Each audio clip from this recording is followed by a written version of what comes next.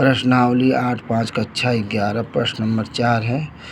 160 और 5 के मध्य 4 गुणोत्तर माध्य ज्ञात कीजिए।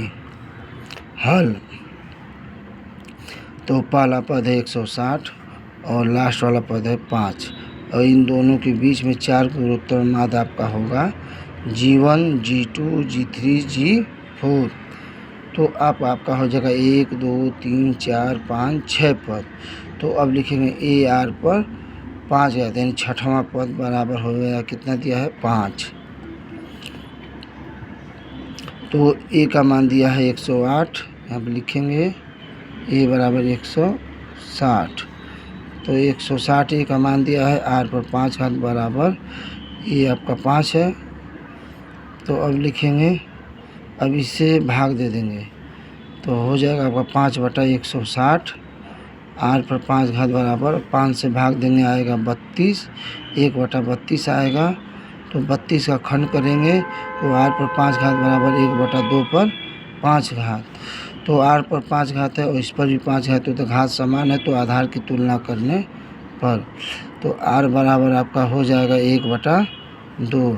अब जीवन का मान है ए आर, ए का मान दिया है 160, आर का मान है 1/2, 2 से भाग देंगे तो आ जाएगा आपका 80, जीवन बराबर 80। G2 बराबर दिया है 160, ए का मान 160 गुणे आर का मान 102 बटा आर का स्क्वायर बराबर 40। G2 बराबर ए आर स्क्वायर पर मान रखे हैं 40। तो G2 बराबर आपका 40 आ गया। अब G3 बराबर ए आर पर 3 घात, ए का मान है 160 गुणे आर का मान है 1/2 पर 3 घात। तो 2 दूना 4 दूना 8 और 8 से भाग देंगे 160 में तो 8 दूना के 16 और 2 0 0 20 बजाएगा। तो G3 बराबर 20।